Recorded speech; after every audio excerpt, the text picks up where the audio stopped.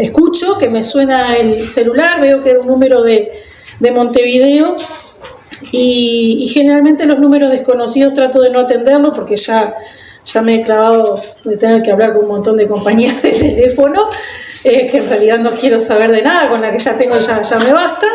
Así que igualmente, como era una línea fija, decidí atender. Y con este espíritu festivo dije: hola, ¿qué tal? ¿Cómo están? Bueno, sí, mira, te estoy llamando de este servicio fúnebre, de la empresa funeraria. Y dije: pero yo estoy en otra sintonía, señora, quería decirle, ¿no?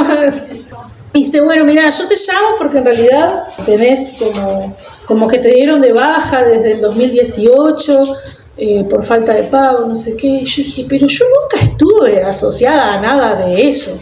De hecho, creo, y ahí empecé a recordar y le contaba la historia, ¿no? Creo que fue mi mamá la que nos asoció a esta empresa funeraria como grupo familiar, y yo jamás pagué nada, siempre se encargó ella, y le dije: el tema es que justamente alrededor de esta fecha mi mamá enfermó y finalmente falleció. Desde entonces es lógico que nadie haya pago y que yo nunca me hubiera enterado del asunto porque no era de mi interés ese asunto, no lo percataba, pero mamá sí lo tenía presente. Ya en realidad hacía muchos años que estaba socia de esa empresa. Le juro que estuve tentada a decirle: mira, no te escucho, porque era verdad, no escuchaba nada con el ruido del ómnibus y la ventana abierta porque hacía calor y con el viento, pero igual quise dar una chance a escuchar lo que tenía para decir y traté de prestar atención así con el teléfono en mano para ver qué era lo que quería contarme. Y en realidad fue, imagínense, un balde de agua fría, ¿no? Un choque de realidad, hablar de ese tema, y para peor, me empezó a hablar de la promoción para mí, pero me dice: ¿tenés familia? Sí. ¿Y cuántos son? Bueno, tengo a mi esposo, ya lo meto conmigo también, me voy yo. Claro, pero solamente son ustedes dos. No, tengo niños también. Bueno, está, entonces hay un plan familiar para que abarca a todos. Yo dije: no me gusta, no me gusta nada pensar en este asunto de tener que incluso, porque si me preparo para mí está todo bien, incluso bien, pero ya pensar en los chiquitos y decir, entender y reconocer de que nadie tiene la vida comprada, me pegó fuerte. Porque en realidad, en general, no estamos preparados para hablar de la muerte. Es la verdad, no estamos diseñados por Dios como para entender el concepto de lo que es muerte. Sin embargo, una vez que entró el pecado a este sistema, al mundo entero, nosotros morimos físicamente. Y aún así, pese a las promesas de Dios de una vida eterna, no estamos preparados para hablar de la partida de nadie, ni siquiera de la nuestra propia. Porque entender de que hemos nacido para vivir y para morir, nos quedamos con las primeras dos partes: nacimos y vivimos, pero esta última es parte de la vida también. Cuando escuchamos una conversación sobre el tema de la muerte, muchos nos asustamos, nos intimidamos, incluso evitamos continuar el diálogo, no sea cosa que se me adelante, porque a veces pensamos: no, vamos a dejarlo de hablar de eso porque qué necesidad, que no venga, como si pudiéramos anticipar algo, ¿no? O frenar algo, si eso ya está todo dispuesto, Dios ya lo sabe.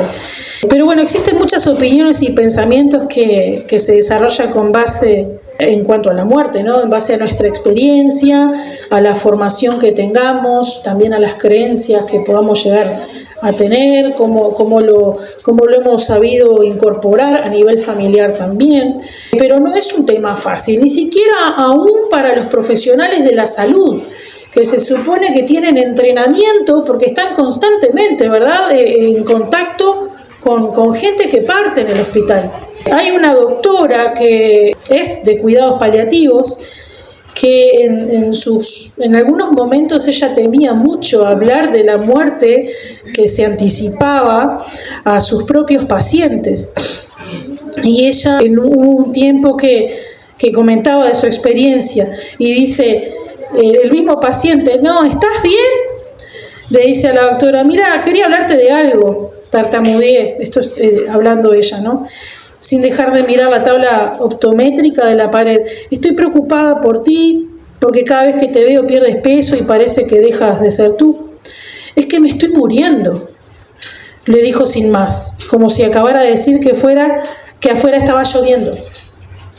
Me quedé atónita y luego me sentí aliviada. Aún así, me costó decirle lo que quería decirle. Lo siento mucho, susurré. No es culpa tuya, mi padre murió en mis brazos, mi mujer también. Me dijo, ahora me toca a mí, eso es todo. Me siento mal por no haberte hablado de esto antes, le dije. Pensé que te disgustaría o tal vez aún que no estabas preparado. Se rió. ¿Preparado? Dijo, he tratado de hacerme a la idea de que me voy a morir. No sé si alguna vez estaré realmente preparado. Es como hacer no es como hacer la maleta y esperar afuera a que llegue el taxi, dijo el hombre. Bueno, finalmente una vez, un mes después, él falleció. Pero esta historia, esta vivencia, esta doctora la dejó muy marcada. Entonces habla de lo que es hablar de la muerte y por qué no hablar de prepararnos para morir. El tema de la muerte entonces nos ayuda a reflexionar muchísimo sobre este momento de que ninguno de nosotros está libre. No sabemos cuándo sucederá exactamente. Sí, obviamente siempre tratamos de posponer este pensamiento, pero lo cierto es que todos, ya sea la condición económica en que estemos, a nivel social, a nivel de todos los niveles que quieran, lo que nos une es que alguna vez nacimos y que nuestra vulnerabilidad física nos va a llevar a la muerte. Y esto es común para todos. Todos somos finitos, que somos limitados. Y en algún momento, nos va a tocar pasar por este umbral. La Biblia habla muchísimo sobre este aspecto, sobre la muerte, y habla de la muerte como una separación. Tenemos la separación física del cuerpo con el alma, y también tenemos la muerte espiritual, que es la separación del alma con respecto a Dios. Y lo bueno es que la Biblia también nos da ejemplos de cómo vivieron ciertos creyentes y cómo también murieron, cómo fue que se prepararon, que tuvieron la oportunidad de hacerlo, ¿no? Que se prepararon aún en su lecho de muerte. Y hoy vamos a estar hablando de Jacob. Jacob fue el hijo de Isaac y nieto de Abraham. Llegó al final de sus días, ya estaba quedando ciego y enfermó. Finalmente le cuentan a José de que su padre Jacob, estaba realmente muy enfermo, ya estaba en las últimas, y entonces José va a ver a su padre, que estaba grave, junto con sus hijos mayores, Efraín y Manasés, para que vean a su abuelo. Allí se ve que hacía días que ya estaba acostado Jacob, pero cuando vio a José y a sus nietos, dice la Biblia que se incorporó en la cama y les empezó a hablar. Como que agarró fuerzas de esa adrenalina de no sé dónde y les comenzó a hablar. Y no cualquier cosa decía, no estaba divagando, él estaba muy claro de mente y lo que estaba impartiendo sobre Efraín y sobre Manasés era una bendición, de esa bendición de primogenitura especial para ellos. Los bendice entonces de manera muy particular, y esto lo podemos ver en Génesis capítulo 48. Pero continúa la historia, porque no se queda con esta bendición para Efraín y para Manasés, hijos de José, sino que en ese momento dice, los quiero a todos mis hijos aquí alrededor de mi cama, porque les tengo que hablar. Y aquí es donde vamos a entrar, en Génesis capítulo 49, donde encontramos uno de los pasajes más conmovedores y proféticamente ricos del Antiguo Testamento, las bendiciones de Jacob sobre sus 12 hijos antes de morir. Y este evento no es solamente un evento de despedida de un padre con sus hijos, sino que es un momento profundo de pronunciación, de bendiciones, pero también a nivel profético de las cosas no que iban a hacer, sino que iban a acontecer a través de ellos. Y que revela los destinos de las 12 tribus de Israel, que hemos escuchado varias veces en la Biblia hablar de eso. Cada bendición es única, cada bendición refleja muchísimo el carácter de ese entonces de sus hijos, pero que de alguna manera trasciende al futuro y son el futuro es muy similar a como son ellos en ese momento. Sus descendientes tienen muchas particularidades comunes a los hijos, a los 12 hijos de Jacob. De hecho, los descendientes estamos hablando de cientos y millones de descendientes a través de estas tribus, de cada uno de estos hombres, que cuando hablamos de tribus, lo que estamos hablando es de grupos de familias, ¿sí? Y que que esta era una estructura típica de aquel entonces, pero hoy por hoy también encontramos varias tribus a lo largo del mundo. Versículo 1 de Génesis 49 dice: y llamó Jacob a sus hijos y dijo: juntaos y os declararé lo que os ha de acontecer en los días venideros. Juntaos y oíd, hijos de Jacob, y escuchad a vuestro padre Israel. Esta introducción acá lo que nos muestra es un tono, ¿no?, de la naturaleza profética de estas bendiciones que iba a dar, que por cierto algunas no son bendiciones, son más un rezongo que otra cosa, pero lo cierto es que las palabras de Jacob no son solo esperanzas o deseos lindos para sus hijos, está hablando de una revelación divina, está hablando de algo de parte de Dios, de una visión de futuro.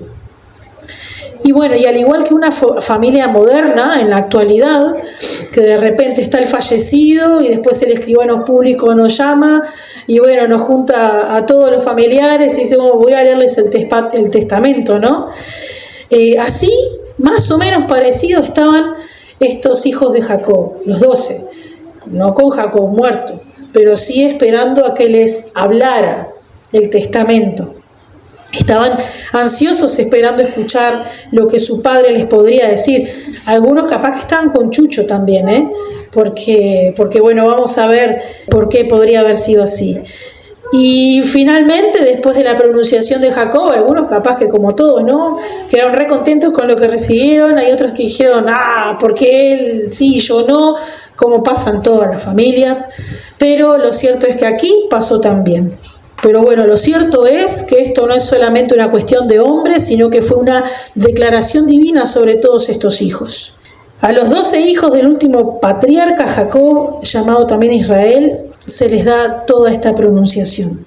Y ellos escuchan atentamente las declaraciones de su padre, comenzando por Rubén, que era el primogénito. Génesis 49, de los versos 3 y 4 dice: Rubén, tú eres mi primogénito, mi fuerza, el primer signo de mi vigor, sobresaliente en honor, sobresaliente en poder, inestable como las aguas. Ya no sobresaldrás, porque subiste al lecho de tu padre, a mi lecho, y lo profanaste. Lo que está hablando acá es que la bendición de Rubén se trató más que de una mezcla de reconocimiento y reprensión, ¿no? Porque sí, Rubén tenía el potencial, él entendía que tenía potencial de grandeza, pero también tenía una naturaleza impulsiva, fuera de lo moral, porque se acostó con Bila, la concubina de Jacob. Así que esto le hizo perder su preeminencia entre los hijos, le hizo perder su primogenitura. Esto está en Primera de Crónicas también, 5 del 1 al 12, dice: los hijos de Rubén, el primogénito de Israel, el primogénito de su padre, pero como profanó el lecho de su padre, su derecho de primogenitura fue otorgado a su hermano José, hijo de Israel, y sobre ellos dos vinieron más bendiciones que sobre todas las tribus de Israel. También se lo dio a Judá. De ahí surgirá el rey ungido. En fin, y ahí sigue el texto. Así que Rubén se quedó sin el pan y sin la torta. Simeón y Leví, continúa hablando de otros hijos más. Dice el 5 y el 7: Simeón y Leví son hermanos, sus espadas son armas de violencia. No entré en su consejo, no me una a su asamblea, porque en su ira mataron hombres y en su capricho mutilaron bueyes. Maldita sea su ira tan feroz y su furia tan cruel. Los dispersaré en Jacob y los esparciré en Israel. Por momentos quizás se portaron bien, pero por otros momentos no se portaron tan bien. estos Simeón y Leví, las acciones violentas que ellos tuvieron. De hecho, fue una masacre en una ciudad llamada Siquem, los condenó. La profecía de Jacob sobre su dispersión se cumple, por ejemplo, en la tribu de Leví, que es apartada para funciones sacerdotales, pero no tienen una tierra asignada, sino que fueron dispersados en toda la tierra prometida. Y incluso Simeón tiene unas ciudades chiquitas en una zona desértica en medio de la tribu de Judá, o sea que Judá absorbió a la tribu de Simeón. Nada muy bueno que digamos.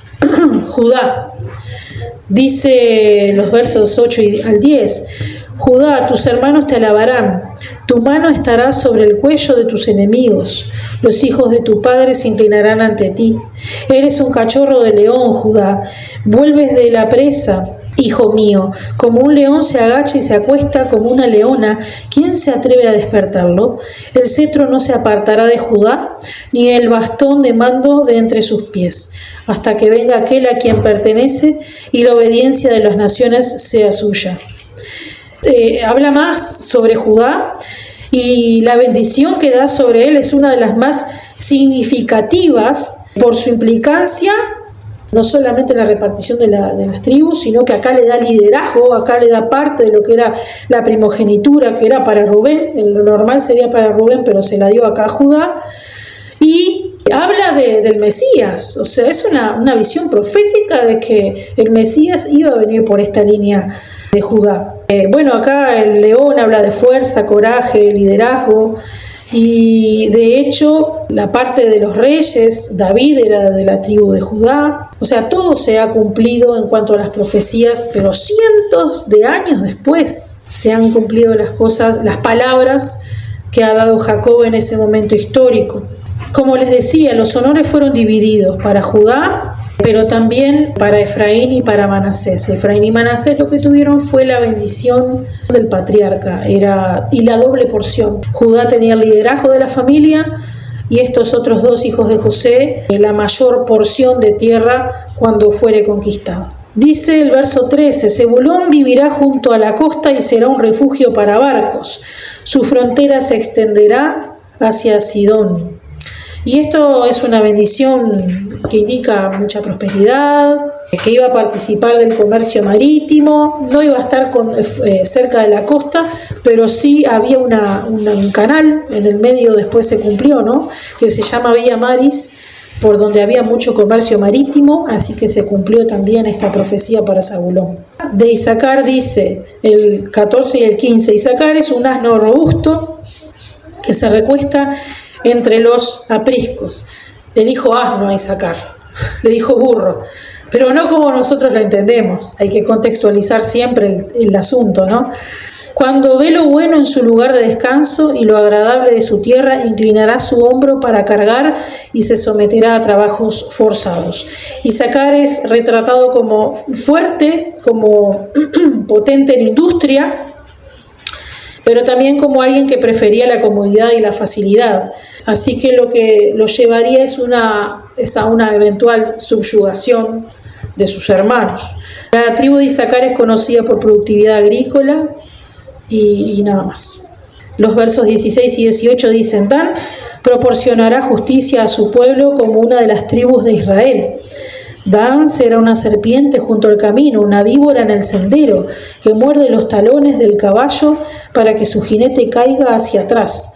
Espero tu salvación, Señor. Dan está asociado tanto a la justicia como a la astucia, porque la imagen de la serpiente sugiere esta capacidad, ¿no?, de atacar, de tener pensamientos estratégicos.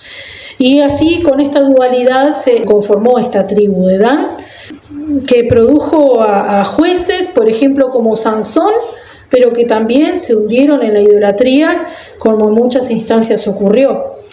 Seguimos con Gad, por ejemplo, el verso 19 dice, Gad será atacado por una banda de asaltantes, pero él los atacará por los talones.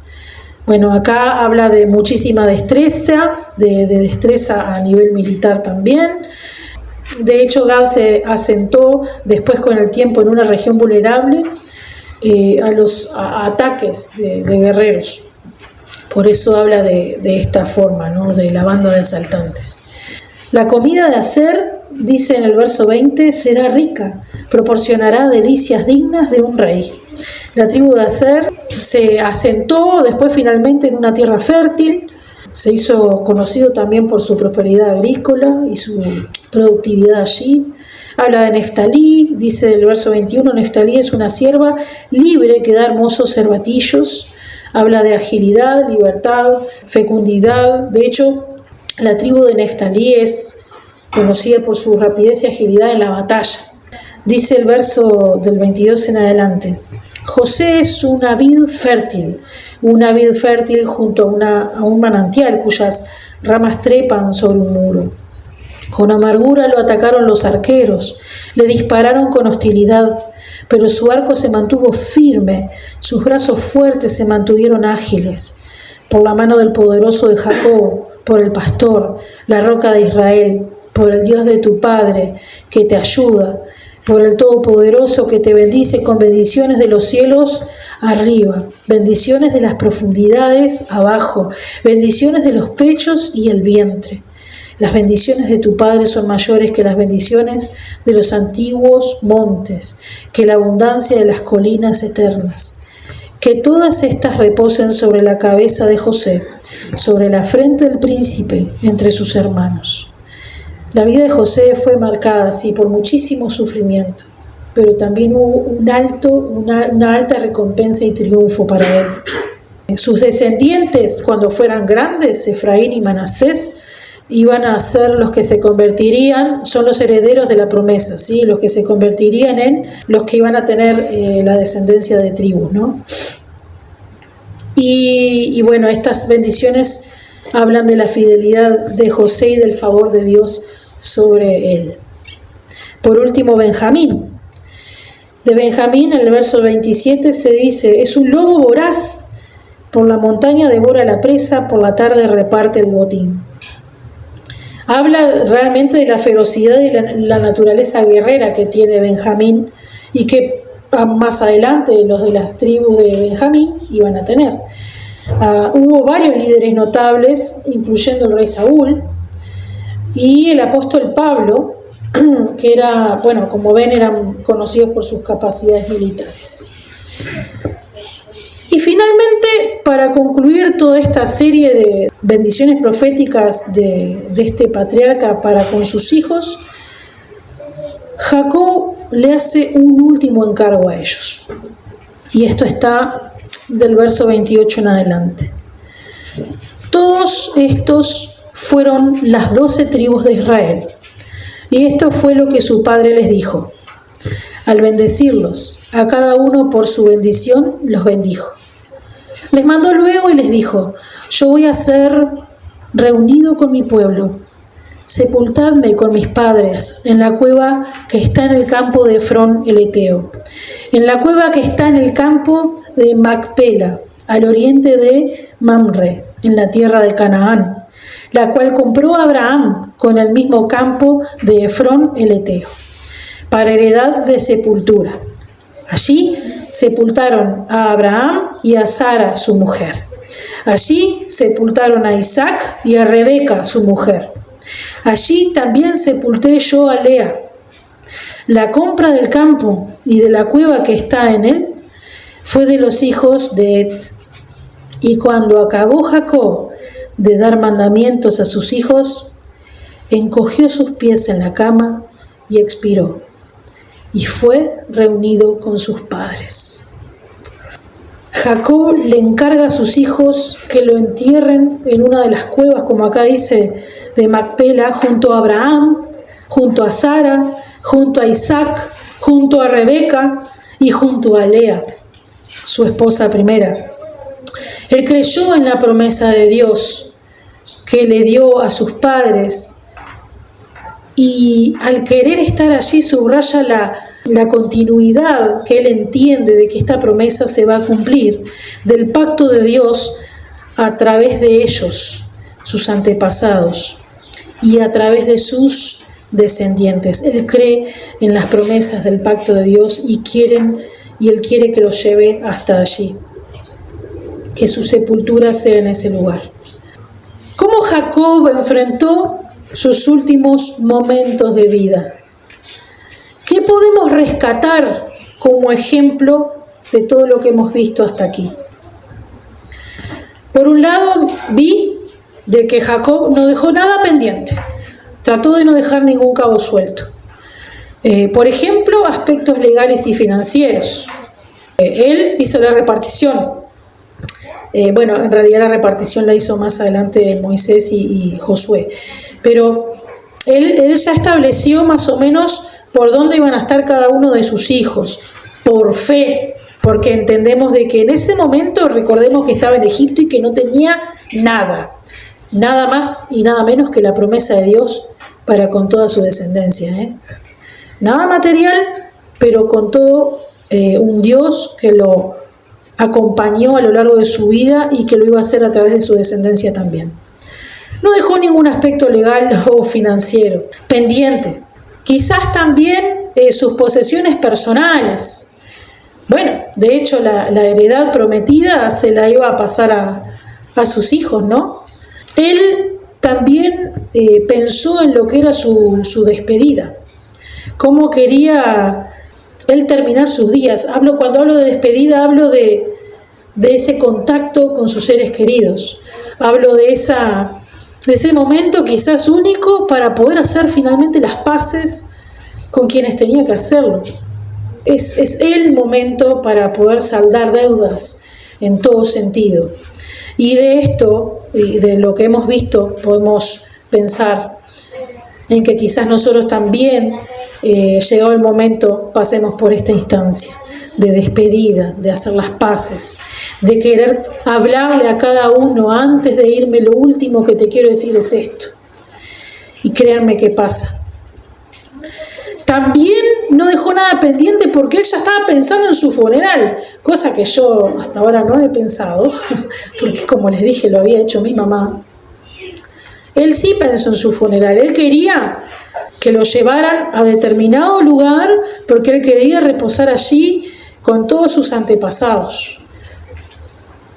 Y quizás eso también, más allá de que nos creamos más jóvenes o más viejos, pero el hecho de pensar en qué es lo que queremos que hagan con nuestro cuerpo es importante para que lo sepan los que están a nuestro alrededor. ¿Querés que te entierre? ¿Querés que te creme? ¿Qué querés que haga contigo? ¿Dónde querés estar? Hay cosas y hay detalles que son importantes tener en cuenta, de saber que si partimos, ¿qué pasa, no? Si yo quiero a los que me rodean, de saber en qué condiciones van a quedar. Hay algunos que dicen, ¿qué me importa? Si yo ya no voy a estar, que se manejen los que vengan. Bueno, también está ese pensamiento, ¿no? Pero creo que si realmente hay cariño y amor para con quienes nos rodean, es importante tener todos esos aspectos, también tenerlos en cuenta. Y después, algo, ¿no? Interesante, ¿cómo querés que te recuerden? Bueno, te van a recordar tal como viviste tu vida con cada uno de los que te rodeaban, ¿no? Eso es así. Están los epitafios. Ese es el cómo queremos que nos recuerden. Y hay una frase que a mí me gusta mucho, que no es mía, en realidad se la copié a uno, que sigue vivo todavía, vamos a ver quién lo pone primero. Y que bueno, que podría decir, ¿no? Ángela, eterna aprendiz. Esa me gusta mucho. Pero lo cierto es que, más allá de mis lindas palabras con que quiero ser recordada, van a recordarme tal cual como soy yo hoy y como voy a ser después. Si soy una eterna aprendiz o no, eso lo van a juzgar quienes me quedan, ¿no?, alrededor mío. Otra cosa que hizo Jacob en ese momento, en su lecho de muerte, fue confiar en la presencia de Dios en todo momento. Miren, les voy a contar un testimonio de otra persona, ¿sí? Un pastor estuvo con otro pastor, con otro ministro, que semanas antes de que muriera, era un hombre que amaba al Señor. Había estado muy débil y era un hombre muy amable y muy bueno, que estaba impregnado de las Escrituras, dice el texto. Algunos de sus familiares le dijeron a Macmillan que 2 horas antes de morir se sentó en la cama. Otro que también quedó así, como Jacob, se sentó en la cama. Días antes importante, ¿no? Días antes había sido incapaz de moverse, pero en ese momento se sentó en la cama y una luz apareció en su rostro y dijo a su hijo que estaba sentado a su lado: ve por tu madre, tráelos a todos abajo. Estoy viendo el cielo y puedo ver al Salvador, Él está conmigo. Su mujer vino y rompió a llorar, pero él dijo: Peggy, no llores, este es el día de mi coronación. Estuvo así hasta que pasó a la gloria. En este sentido, su muerte se convirtió en una experiencia maravillosa. Y conozco gente que ha pasado por esto y lo hemos visto que lo experimentó de esa forma. A ver, es importante también en cuenta esto, ¿no? No todos vamos a morir así, ¿no? Hay algunos que mueren inesperadamente, ya sea por un accidente o por una enfermedad. O a veces las enfermedades hacen que en ese momento estemos sedados y no nos demos cuenta de lo que está pasando. Pero lo cierto es que independientemente de la condición en que nos encuentre la muerte, Dios está con nosotros. Para aquellos que creemos en Él, que creemos en Jesús y le aceptamos como nuestro Salvador, Él está con nosotros en todo momento. Aunque la experiencia sea distinta, dice el Salmo 23, aunque ande en valle de sombra de muerte, no temeré mal alguno porque tú estás conmigo. Y otra cosa que veo frente de Jacob, en esto que hemos leído, es que frente a la muerte él no se apresuró, tampoco dejó pasar esto que él entendía de que se estaba muriendo. No hubo negación en ese sentido. Él no estaba confundido, sabía lo que estaba viviendo y actuó en consecuencia. Es importante entender de que Jacob, tal como dice este salmo, ¿no? El hebreo, en realidad, cuando dice en valle de sombra de muerte, no es en el valle, sino que es por el valle. La idea para el cristiano es que la muerte es un paso.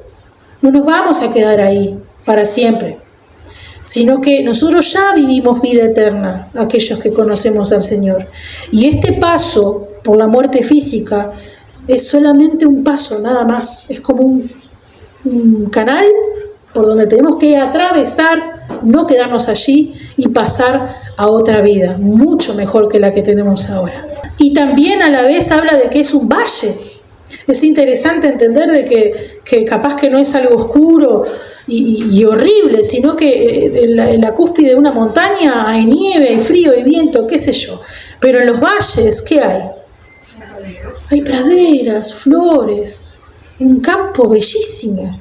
Y por esa senda es donde tenemos que pasar, llamado muerte para el cristiano, muerte física.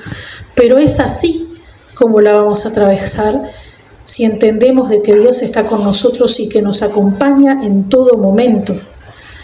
Muy a menudo incluso podemos llegar a ver, si Dios nos lo permite, ¿no?, que en las últimas horas y últimos días del creyente, los últimos momentos de su carrera suelen ser tranquilos, suelen ser calmos e incluso generan inspiración a otros.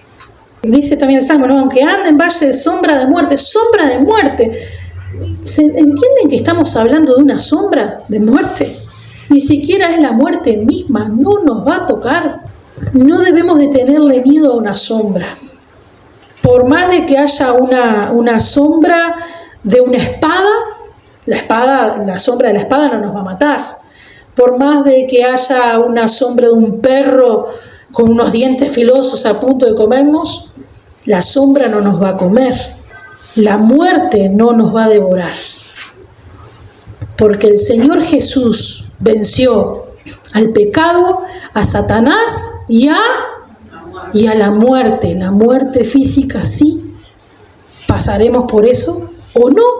Capaz que en una de esas el Señor viene antes y nos lleva con Él. La sombra no nos va a matar. En el Señor Jesús hay vida en abundancia en nuestro presente y vida eterna.